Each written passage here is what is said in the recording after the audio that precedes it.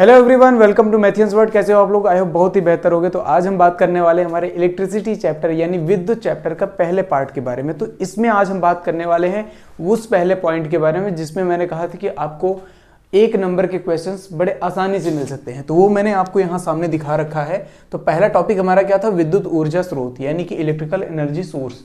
तो देखो, ये इलेक्ट्रिकल एनर्जी सोर्स बेसिकली होते क्या, कौन कौन से हैं, ये इसके बारे में हम बात करेंगे। तो देखो, यहाँ 4 इलेक्ट्रिकल एनर्जी सोर्सेस के बारे में बात हुई है। पहली बात हुई है हमारे विद्युत सेल के बारे में, जिसे हम इलेक्ट्रिक सेल बोलते हैं, जो हमारे टॉर्च में यूज होता है बेसिकली, ठीक है। और उनके कुछ इस प्रकार से होते हैं। देखो, विद्युत शुष्क सेल और लैक्लांसी वोल्टाइक, मतलब वोल्टाइक बोलते हैं इसे, लेकिन हिंदी में बोलते हैं वोल्टीय, ठीक है। सीसा संचायक सेल बोलते हैं आदि, ठीक है। ये इसके प्रकार हो गए, ठीक। अब हम बात करते हैं कि ये काम क्या करता है। ये काम करता है केमिकल एनर्जी को इलेक्ट्रिकल एनर्जी में कन्वर्ट करने का काम। इसका मतलब क्या है कि सर, ये जो रासायनिक क्रिया करती है उस सेल के अंदर उस सेल का जो रासायनिक क्रिया है वो क्या करता है, वो इलेक्ट्रिकल एनर्जी में कन्वर्ट हो जाता है, ठीक है। तो एक तरीके से इसे भी हम क्या बोल सकते हैं भाई, एक तरीके से इसे क्या बोल सकते हैं भाई, विद्युत ऊर्जा स्रोत बोल सकते हैं। तो ये हमारा पहला पॉइंट हो गया कि इलेक्ट्रिकल सेल हमारा क्या करता है भाई, इलेक्ट्रिकल एनर्जी को केमिकल एनर्जी को इलेक्ट्रिकल एनर्जी में कन्वर्ट करता है, ठीक है। तो अब मेन पॉइंट क्या है, सर सवाल कैसे बनेंगे, ध्यान से समझना। देखो, या तो सवाल इस तरीके से पूछेगा, कह देगा कि विद्युत सेल का काम क्या है, ठीक है। तो विद्युत सेल का काम क्या है, रासायनिक ऊर्जा को विद्युत ऊर्जा में कन्वर्ट करना। दूसरा चीज ये पूछेगा कि सर, रासायनिक ऊर्जा को विद्युत ऊर्जा में बदलने वाले की उनको क्या कहते हैं, हम क्या कह देते हैं भाई, विद्युत सेल। समझ गए? बस इसी प्रकार से, ठीक है। तो इसी प्रकार से क्वेश्चन आपके सामने बनेंगे। तो अब देखो, अब दूसरी बात हम बात कर रहे हैं यहाँ पर। देखो, ये ज्यादातर सवाल पूछा गया भाई, इलेक्ट्रिक जनरेटर या डायनेमो, ज्यादातर नाम जो रखा गया ना डायनेमो, ठीक है।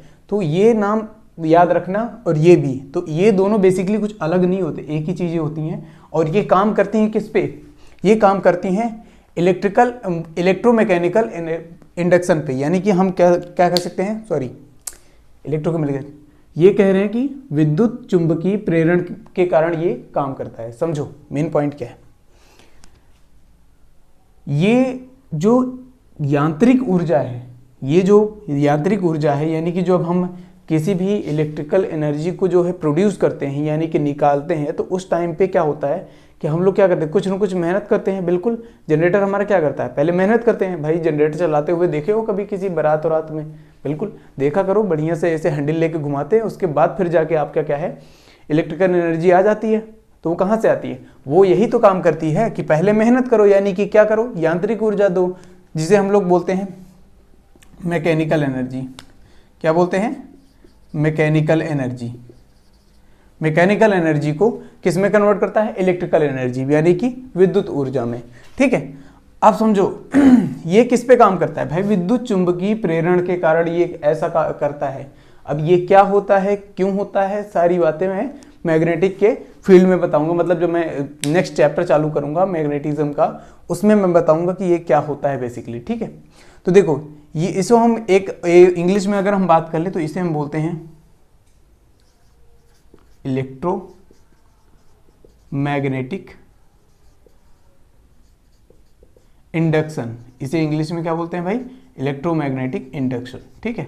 तो इस नाम से इसे, मतलब विद्युत चुंबकीय प्रेरण, ठीक है, इसके कारण होता है। और दूसरी बात क्या करता है भाई, ये करता है यांत्रिक ऊर्जा को विद्युत ऊर्जा में परिवर्तित करता है। ये आपका एक नंबर का सवाल ऐसे इसी तरीके से बनेगा, ठीक है। अब बात करते हैं फोटो इलेक्ट्रिक सेल। सर, ये फोटो इलेक्ट्रिक सेल क्या होता है? फोटो इलेक्ट्रिक सेल नाम से ही पता चल रहा है कि प्रकाश विद्युत सेल। ये भी एक सेल का काम करेगा, ठीक है। लेकिन सेल का काम कैसे करेगा, ये क्या करेगा कि जैसे होता है हमारा जो सोलर सेल, देखे हो कभी सोलर प्लेट देखे हो, उस सोलर प्लेट को ही हम क्या बोल देते हैं, हमारा क्या हो जाता है ये हमारा फोटो इलेक्ट्रिक सेल हो जाता है। वही जो हमारा सोलर सेल है, वो काम क्या करता है, वो प्रकाश को लेता है, ठीक है, प्रकाश ऊर्जा को लेता है, और उसके बाद वो क्या देता है हमें, वो हमें देता है इलेक्ट्रिकल एनर्जी। देखो ध्यान से, यहाँ मैंने सोलर प्लेट बना रखा है, ठीक है, जो सनलाइट को क्या कर रहा है, सनलाइट यानी कि सूर्य की ऊर्जा को जो है, यानी लाइट को जो है, प्रकाश को, ये क्या कर रहा है, एब्जॉर्व कर रहा है। एब्जॉर्व करने के बाद यहाँ से हमें कुछ इलेक्ट्रॉन और प्रोटॉन मतलब इसमें फॉर्मेशन करेगा, मतलब उसमें बदलेगा, और उसके बाद फिर वो क्या प्रोवाइड करेगा भाई, हमारे जो बैटरी है, यहाँ पर जो बैटरी लगी हुई है, यहाँ जो बैटरी लगी हुई है, इस बैटरी को क्या करेगा, एनर्जी देगा। ठीक है, अब इस एनर्जी में मतलब जो हमारा इलेक्ट्रिकल एनर्जी है वो किसमें, बैटरी में स्टोर होगा, और फिर बैटरी में स्टोर होने के बाद हम इसको क्या कर देंगे, घरों में सप्लाई कर देंगे। बस यही काम करता है हमारा क्या, सोलर प्लेट, जिसे हम मतलब यहाँ से एक तरीके से कह सकते हो फोटो इलेक्ट्रिक सेल, इसे हम बोल सकते हैं। ठीक है, अब देखो बात करते हैं चौथे पार्ट की, यानी कि ताप युग्म की। सर इसे इंग्लिश में बोलते हैं थर्मोकपल। देखो बच्चों, नाम जो है दोनों तरीके से दे सकते हैं वो लोग। कैसे, पहला काम तो ये, पहली चीज़ तो ये देंगे कि भाई जैसे इसमें देखो विद्युत जनरेटर को हम क्या कह सकते हैं, डायनेमो कह सकते हैं। वैसे ही इसमें प्रकाश विद्युत सेल को हम क्या कह सकते हैं, फोटो इलेक्ट्रिक सेल। वो हिंदी में ही यही लिख देगा, हिंदी में यही लिख देगा। तो क्या करोगे, तो आपको ये पता होने, दोनों नाम आपको पता होने चाहिए, इसलिए मैंने हिंदी इंग्लिश दोनों में मैंने लिखा है। अब तीसरी बात ये है कि हमारा जो थर्मोकपल है, यानी कि हमारा जो ताप युग्म है, क्या ताप युग्म है, वो क्या करता है, नाम से ही पता चल रहा है थर्मोकपल, यानी कि हम क्या करते हैं, थर्मल से रिलेटेड है नहीं। थर्मल का मतलब क्या है, हीट, बिल्कुल। और हीट को अगर हम इलेक्ट्रिकल एनर्जी में कन्वर्ट कर देते हैं तो यही हमारा कौन काम करता है भाई, थर्मोकपल। एक डिवाइस है, एक तरीके से हम कह सकते हैं ये सारे के सारे क्या है, एक तरीके से डिवाइस है। ठीक है, एक तरीके का डिवाइस है जो कि क्या करता है, हीट एनर्जी को क्या करता है, इलेक्ट्रिकल एनर्जी में कन्वर्ट करता है। तो ये सारे के सारे पॉइंट जो है एक मार्क में आपके बनते ही हैं। ठीक है, एक मार्क आपका यहाँ से एक सवाल तो बनेगा ही बनेगा। ठीक है, फिक्स मान के चलो, समझ लो ये सारी के सारे इतनी चीज़ें अगर आपने याद कर ली तो आपको एक नंबर का तो कुछ मिल ही जाएगा। ठीक है, तो बच्चों अब हम बात कर रहे हैं हमारे जो नेक्स्ट पॉइंट था हमारा सर्किट, इलेक्ट्रिक सर्किट डायग्राम के बारे में। देखो ये विद्युत परिपथ आरेख कैसे बनते हैं और किन किन तत्वों से मिल के बनते हैं, उन सारे बातों के बारे में मैं बताऊंगा। तो देखो यहाँ पर मैंने कुछ इस तरीके से सारे के सारे पॉइंट्स मतलब यहाँ पर कवर किए हैं, बस ध्यान से देखो, और हो सके तो स्क्रीनशॉट ले लो, और चाहो तो लिख लो, आप जो भी पसंद लगे वो करो। ठीक है, क्योंकि इसमें से एक नंबर के सवाल तो देखो बन सकते हैं। डायरेक्ट आपसे क्या दे दे, आप नाम दे दे, उसके बाद पूछ ले कि ये इसका फिगर बताइए। ठीक है, तो अब देखो ध्यान से, सबसे पहली चीज़ तो यहाँ पर क्या है, हमारा इलेक्ट्रिक सेल को किस तरीके से आप डिनोट करोगे। देखो यहाँ पे मैंने कहा कि एक ये हमारा जो है इलेक्ट्रिक सेल है, ये क्या है, इलेक्ट्रिक सेल। अब इन्हीं सेलों को जोड़ के जो है, इन्हीं सेलों का जो है कनेक्शन करके हम क्या बना लेते हैं, बैटरी। तो जो हमारा दूसरा फिगर है वो किसका है, डायरेक्ट बैटरी का। किसका है, बैटरी का। तो देखो उसी को हमने लगा दिया। ठीक है, तो प्लस वाला पोलैरिटी इधर आ जाएगा, नेगेटिव वाला उधर जाएगा। ठीक है, यानी माइनस वाला उधर जाएगा। तो इस तरीके से देख सकते हैं आप सारी की सारी बातें। अब यहाँ पर आता है कि जो स्विच हम लोग देखते हैं, जो स्विच की बात होती है, जो कभी हम लोगों ने ओपन कर दिया स्विच, कभी क्लोज कर दिया, तो उनके बारे में समझो कि बेसिकली ये स्विच होते क्या है। देखो जब हम ओपन स्विच करते हैं तो हमारी जो कनेक्शन है कुछ इस तरीके से दिखती है, कुछ इस तरीके से दिखती है। जब हम उसे क्लोज कर देते हैं यानी बंद कर देते हैं तो कुछ हमारी स्विच इस तरीके से दिखती है। तो हम इसका सिंबल ये हमें बताया जाता है कि ये हमारा क्या हो गया है, बंद हो गया। यानी कि इस ब्रैकेट के बीच में जो हमारा पॉइंट है ये हमें क्या बताता है कि जो हमारा स्विच है वो क्लोज है, और यहाँ पर अगर ओपन है तो इसका मतलब क्या है, यहाँ पर ये जो डॉट है वो यहाँ पर नहीं दिखाई देगा। ठीक है, तो अब हम बात करते हैं नेक्स्ट पॉइंट पे। ये हमारा क्या है, बल्ब। बल्ब को हम कैसे डिनोट करते हैं, कुछ इस तरीके से।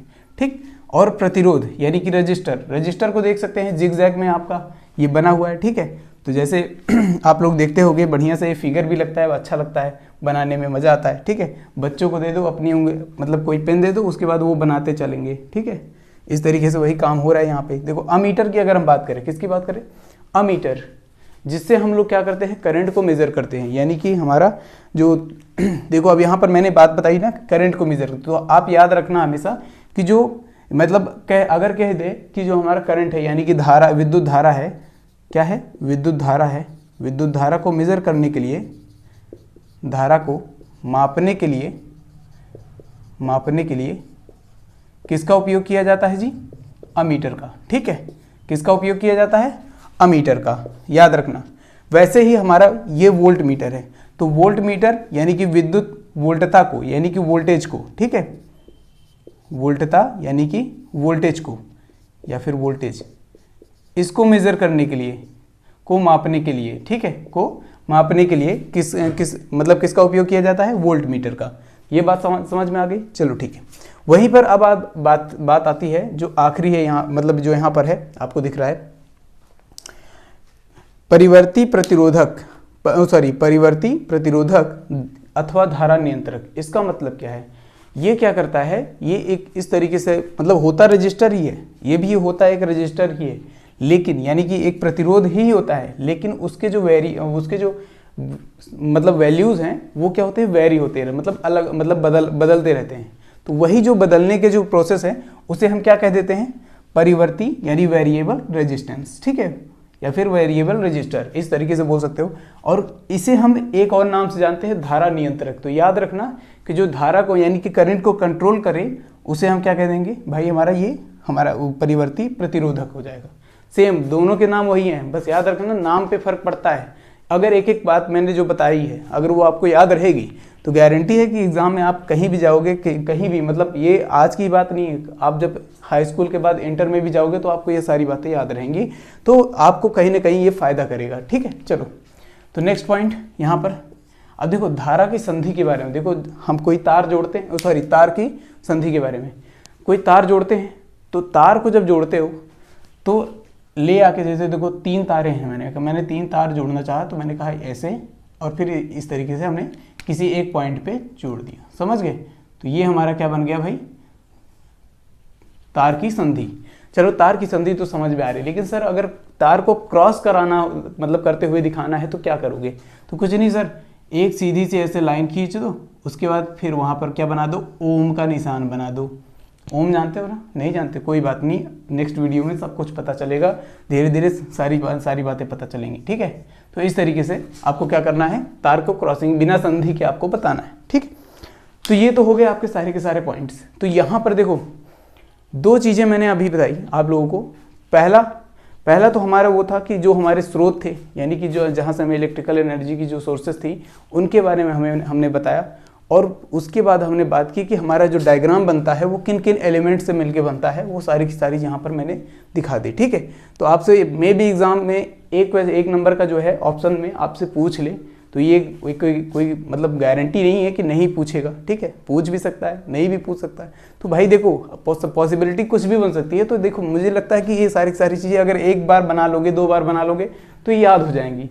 तो मुझे नहीं लगता कि ये सारी की सारी बातें जो है आपको दिक्कत करने वाली हैं, ठीक है। तो नेक्स्ट टॉपिक हम लोग नेक्स्ट वीडियो में लेंगे और एक नए कॉन्सेप्ट के साथ। Thank you very much and take care.